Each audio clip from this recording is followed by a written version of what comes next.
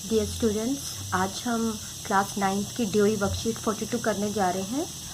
इसका टॉपिक आज का है surface area of a right circular cylinder, एक लंबवर्तीय बेलन का पृष्ठीय क्षेत्रफल।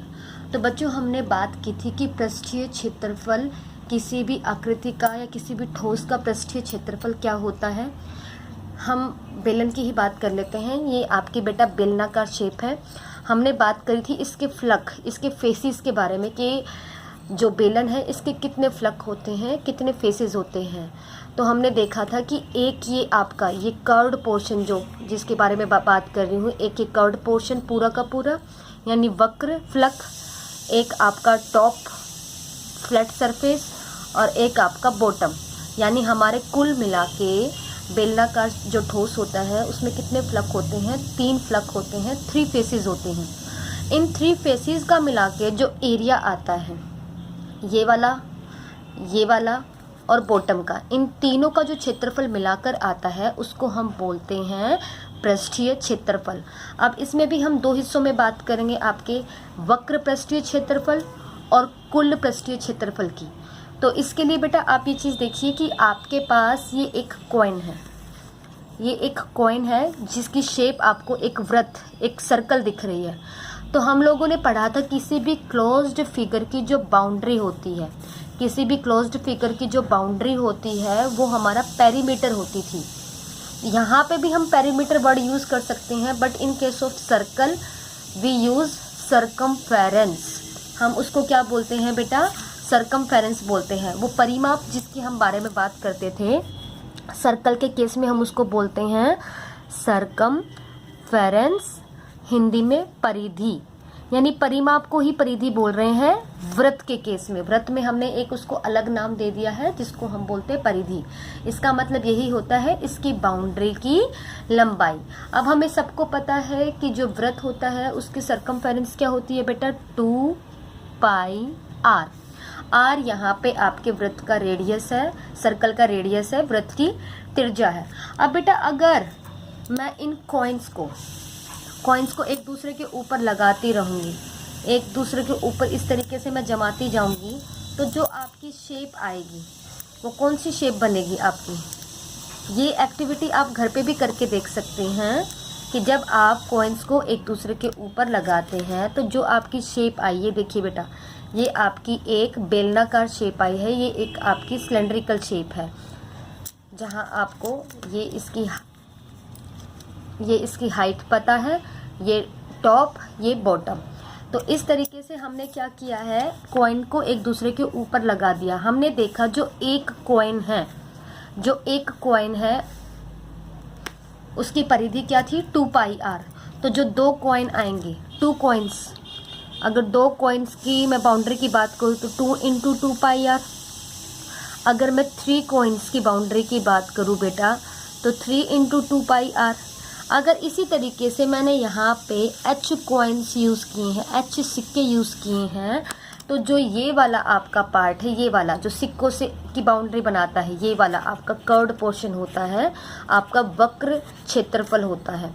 ये क्या आ जाएगा आपका 2 पाई आर एक का था, अगर आपने H सिक्के यूज़ किए हैं तो 2 पाई आर × H। तो ये आपका आ गया बेलन का वक्र पृष्ठीय क्षेत्रफल, 2 पाई आर H। आर आपकी त्रिज्या है और H ऊंचाई है किसकी, बेलन की, radius and height of cylinder. क्योंकि हमने देखा जब हम सिक्कों को जोड़ के बनाते हैं तो जो ये आपका कर्व्ड पोर्शन आया है जो मैंने पकड़ रखा है, ये सभी सर्कल्स की बाउंड्री बनती है। ये भी बाउंड्री, फिर बाउंड्री बनेगी, फिर बाउंड्री। एक सर्कल की बाउंड्री थी आपकी 2 पाई आर। इसी तरीके से अगर आपके H सर्कल्स हैं तो उनकी बाउंड्री कितनी आ जाएगी, 2 पाई आर × H। अब हम बात करते हैं बेलन का कुल पृष्ठीय क्षेत्रफल। बेटा ये वक्र है, अगर मैं खाली इसकी बात कर रही हूँ, इसमें मैं अगर टॉप और बॉटम के एरिया को भी मैं ऐड कर देती हूँ। टॉप आपको दिख रहा है एक सर्कल का एरिया आपका होता है पाई आर स्क्वायर। बॉटम भी आपको दिख रहा है सर्कुलर, उसका भी एरिया होता है पाई आर स्क्वायर। यानी अगर मैं वक्र पृष्ठीय क्षेत्रफल में टॉप का एरिया प्लस बॉटम का एरिया भी जोड़ दूँ तो आपका आ जाएगा कुल पृष्ठीय क्षेत्रफल, टोटल सरफेस एरिया। ये आपके पास कितना बना, 2 pi r h, pi r square plus pi r square, 2 pi r वर्ग हो जाएगा। दोनों में से कुछ कॉमन आ रहा है, 2 पाई आर दोनों में कॉमन आ रहा है।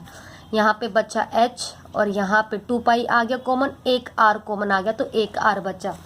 यानी बेलन का वक्र पृष्ठीय क्षेत्रफल, कर्व सरफेस एरिया है 2 पाई आर एच, और अगर मैं उसमें टॉप, ऊपर और नीचे का एरिया जो कि एक वृत्त का एरिया है, वृत्त का एरिया होता है, क्षेत्रफल होता है पाई आर स्क्वायर, अगर मैं उसको भी जोड़ देती हूँ तो आपका आ जाएगा कुल पृष्ठीय क्षेत्रफल।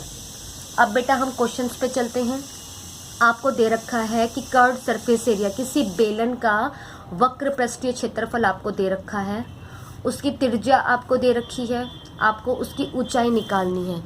तो वक्र पृष्ठीय क्षेत्रफल किसी बेलन का क्या होता है, वक्र पृष्ठीय क्षेत्रफल, इंग्लिश में हम बोलते हैं इसको कर्व्ड सरफेस एरिया, शॉर्ट में लिख रही हूँ मैं। ये हमने अभी देखा था 2 पाई आर एच। तो आपको वक्र पृष्ठीय क्षेत्रफल दे रखा है 4.4 मीटर स्क्वायर। 2 पाई की वैल्यू अगर आपको नहीं दे रखी तो आप 22/7 यूज़ करेंगे। आर आपको दे रखा है 0.7, एच आपको निकालना है। तो बेटा पहले दशमलव को हटा लेते हैं हम। दशमलव को हटाएंगे तो अपॉन में 10 आएगा, यहाँ पे भी दशमलव को हटाएंगे तो अपॉन में 10 आएगा। 7 से 7 कैंसिल आउट। अब बाकी टर्म्स को उधर भेजेंगे, ये 10 इधर डिवाइड में है, उधर जाके मल्टीप्लाई करेगा, और ये 2 और 22 h के साथ गुणा में थे तो उधर जाके भाग करेंगे। 2 गुणा 22 और साथ में नीचे 10 था ही आपका, यानी हमने सारी इधर वाली टर्म्स को उधर भेज दिया। 10 भाग में था h के तो उधर जाके गुणा हो गया, और ये दोनों टर्म गुणा में थी तो इधर जाके भाग हो गई। 2 गुना 22, 44 से 44 कटा, 10 से 10 कटा, यानी ऊंचाई कितनी आ गई, 1 मीटर। ऊंचाई आपकी हाइट जो आ गई बेटा वो कितनी आ गई, 1 मीटर। सिंपल आपको फॉर्मूला यूज़ करना था, curved surface area, radius, height, त्रिज्या, ऊंचाई और वक्र पृष्ठीय क्षेत्रफल। 3 चीज़ें होती हैं, 2 चीज़ें आपको दे रखी थी, तीसरी आपको निकालनी थी। सेकंड क्वेश्चन देखिए बेटा, हमें एक पिलर, सिलेंड्रिकल पिलर है, बेलनाकार एक स्तंभ है, उसका डायमीटर दे रखा है, व्यास। तो बेटा हमें तो त्रिज्या की जरूरत होती है तो हम त्रिज्या निकालेंगे। त्रिज्या, रेडियस कितना आ जाएगा, इसका आधा, व्यास की आधी त्रिज्या होती है, डायमीटर का आधा रेडियस होता है, तो ये आ जाएगा 25 सेंटीमीटर। अब इसके बाद हम बात करेंगे ऊंचाई की, कि जो स्तंभ है, जो पिलर है, उसकी ऊंचाई आपको दे रखी है 3.5 मीटर। बेटा आपकी जो इकाई है, यूनिट, वो सेम होनी चाहिए। यहाँ पे त्रिज्या सेंटीमीटर में है और ये मीटर में है, तो दोनों को या तो हम सेंटीमीटर में करेंगे या दोनों को मीटर में करेंगे। एक बार आगे भी क्वेश्चन पढ़ लेते हैं। ₹12.5 प्रति मीटर स्क्वायर की दर से इस स्तंभ के वक्र पृष्ठ पर पेंट कराने का व्यय ज्ञात कीजिए। मान लीजिए ये एक पिलर है, इसके सिर्फ वक्र पृष्ठ को यानी कर्व्ड सरफेस को पेंट करना है, यानी टॉप को पेंट नहीं करना, इसके बॉटम को पेंट नहीं करना, सिर्फ इसके कर्व्ड पार्ट को पेंट करना है। अगर ₹12.5 खर्चा है 1 मीटर स्क्वायर का, तो टोटल कितना खर्चा आएगा, यानी मीटर स्क्वायर में दे रखा है तो पूरे क्वेश्चन को मीटर में चेंज करेंगे। बेटा इसको भी मीटर में करेंगे, सेंटीमीटर को मीटर में करने के लिए 100 से भाग देंगे हम, यानी 25/100 मीटर। ये आपकी आ गई त्रिज्या। अब क्योंकि मुझे सिर्फ वक्र पृष्ठ क्षेत्रफल को पेंट करना है, कर्व्ड सरफेस एरिया को, तो वही निकालूंगी मैं। यहाँ देखिए हमने देखा आर कितना आया, 25/100 मीटर। आपको एच, हाइट कितनी दे रखी थी, 3.5 मीटर। अब बात कर रहे हैं हम पिलर के वक्र पृष्ठीय क्षेत्रफल की। तो किसी भी सिलेंड्रिकल शेप का वक्र पृष्ठ क्षेत्रफल होता है 2 पाई आर एच, यानी 2 पाई की वैल्यू अगर आपको नहीं दे रखी, आप 22/7 यूज़ करेंगे। आर त्रिज्या आपकी दे रखी है 25/100, एच आपको दे रखा है 3.5 मीटर। 3.5 है, अपॉन में दशमलव हटा के क्या लिख देंगे, 10। अब अगर कुछ कैंसिल आउट हो रहा है तो काट दीजिए। 7 1 जार 7, 7 5 जार 35, 7 से 35 काट दिया हमने, 7 के पहाड़े में आता था। अब 25 के पहाड़े में 100 भी आता है। 25 एकम 25, 25 चौका 100। अब 5 के पहाड़े में 10 भी आता है। 5 एकम 5, 5 दूनी 10। अब 2 से कट गया आपका 2, बाकी बचा बेटा 22/4। 22/4 मीटर स्क्वायर, क्योंकि एरिया निकाल रहे हैं तो वर्ग इकाई आएगा। ये फिर से कट जाएगा 11, 2 से काट दिया 11/2 यानी 5.5 मीटर स्क्वायर। टोटल एरिया है बेटा 5.5 मीटर स्क्वायर। तो हमने क्या देखा कि 1 मीटर स्क्वायर का व्यय, cost of 1 metre square, 1 metre square पे कॉस्ट आ रही है बेटा 12.5 रुपये। कितनी कॉस्ट आ रही है? 12.5 रुपये। अब आपको निकालना है 5.5 मीटर स्क्वायर का व्यय, क्योंकि हमें टोटल इतना क्षेत्रफल पेंट करना है। कॉस्ट ऑफ 5.5 मीटर स्क्वायर, तो आप क्या करेंगे 12.5 गुना 5.5, आप इसको मल्टीप्लाई करके अपना रिजल्ट लिख देंगे। आपने सीधा देखा कि वो पेंट करना चाह रहे हैं वक्र पृष्ठीय क्षेत्रफल को, तो हमने वक्र पृष्ठीय क्षेत्रफल निकाल लिया। टोटल एरिया हमारा आया 5.5, लेकिन उसने बोला था कि 1 मीटर स्क्वायर पे 12.5 का खर्चा है, तो 5.5 मीटर स्क्वायर पे कितना खर्चा होगा? 5.5 गुना 12.5। इसके बाद बेटा थर्ड क्वेश्चन हम देखते हैं कि एक रोलर है। रोड रोलर समझते हैं? रोड रोलर कैसे बनता है आपका? ये देखिए, थोड़ा सा ये हम लेटा के बात कर रहे हैं रोड रोलर की। ये आपका रोड रोलर है। इसका व्यास आपको दे रखा है 84 सेंटीमीटर, 84, और इसकी आपको लंबाई दे रखी है 120 सेंटीमीटर। बेटा जब आप इस रोड रोलर को खड़ा करेंगे तो जो ये लंबाई है यही किसका काम करेगी? ऊंचाई का काम करेगी। अगर मैं इस रोड रोलर को ऐसे खड़ा कर देती हूँ तो जो आपकी लंबाई थी यही ऊंचाई का काम करेगी। अब वो क्या कह रहे हैं कि एक समतल मैदान को हमें, खेल का मैदान है उसको समतल करना है, यानी बिल्कुल फ्लैट करना है। तो फ्लैट करने के लिए जो रोड रोलर है उसके 500 चक्कर लगवाए जाते हैं। तो आपको खेल के मैदान का क्षेत्रफल ज्ञात करना है। अब बेटा ध्यान से देखिए, ये जैसे आपका एक रोड रोलर है, तो जब ये घूमता है तो इसका कौन सा पार्ट घूम रहा है? आपका वक्र पृष्ठीय क्षेत्रफल। इसका कौन सा पार्ट घूम रहा है बेटा? वक्र पृष्ठीय क्षेत्रफल। ये वाला पार्ट रोटेट कर रहा है। और इस रोड रोलर को कितनी बार घुमाया गया है? 500 बार। एक बार घुमाया गया मतलब इसका वक्र पृष्ठीय क्षेत्रफल, और इसको 500 बार घुमाया गया मतलब 500 गुना वक्र पृष्ठीय क्षेत्रफल। तो जितनी बार इसको घुमाया गया है वही आपका खेल के मैदान का क्या है? क्षेत्रफल है। वही आपका बेटा खेल के मैदान का क्षेत्रफल है। तो हम निकालना शुरू करेंगे। हमें आपका व्यास दे रखा है, व्यास है 84 सेंटीमीटर। एक और चीज़ मैं यहाँ बार बार पढ़ना चाहूँगी कि एरिया ऑफ प्लेग्राउंड, प्लेग्राउंड का एरिया आपको मीटर स्क्वायर में निकालना है, यानी आपका आंसर मीटर में आना चाहिए। तो सेंटीमीटर की चीज़ें हम मीटर में कन्वर्ट कर लेंगे पहले ही। तो त्रिज्या डायमीटर की आधी होती है 84/2, 42 सेंटीमीटर। जब मैं इसको मीटर में करूँगी सेंटीमीटर को तो 100 से भाग दे दूँगी। ऐसे ही लंबाई आपकी है बेटा 120 सेंटीमीटर।